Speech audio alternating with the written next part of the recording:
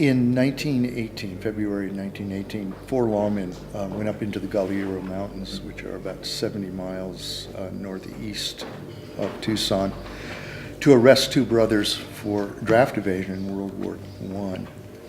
And they rode all night and arrived at the cabin where the boys were gold mining in the just about dawn, and immediately a gunfight broke out. It left three of the lawmen dead, left the father of the Power Boys dead. And then the Power Boys took off for Mexico, and there was a 32-day manhunt before they finally surrendered down in Mexico. One of the things that I love about this story is it's almost as if the shootout happens in the 19th century, and then the pursuit with the phones and the telegraph and the pickup trucks and the cars happens in the 20th century.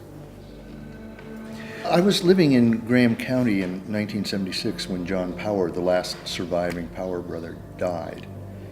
And the local paper made a big deal of it. I'd never heard it. I grew up in Tucson, not that far away.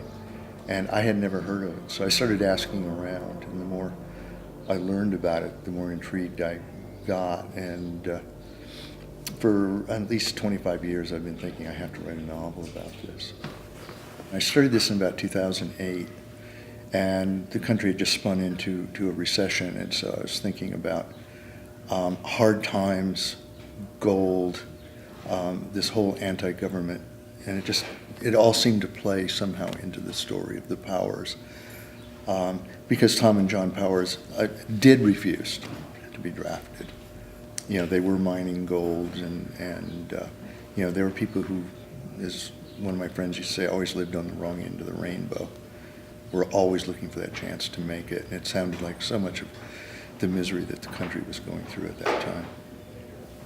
I spent a lot of time at the Arizona Historical Society, and I spent a lot of time at the U of A library, especially special collections, trying to figure out what was going on at the time. U of A Press was great. It's not the first time I've worked with a university press, but most of the work I've done has been with New York presses, the big houses. And in the big houses, they take your book and they love you and they throw money at you and they tell you what wonderful things they're going to do. And then 6 weeks after the book's come out, they've forgotten who the hell you are. U of A Press has stood behind me the whole way. It's delightful to work with them. I mean, I know most of the people in the office.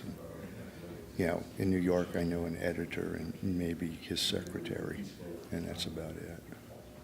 I've always projected the Westerns as a trilogy, 3 books about the West, Shaved Tail, with blood in their eyes, and then this third one, which I'm not quite ready to talk about, but it will be Western, and it will be Arizona, and it will be 19th century.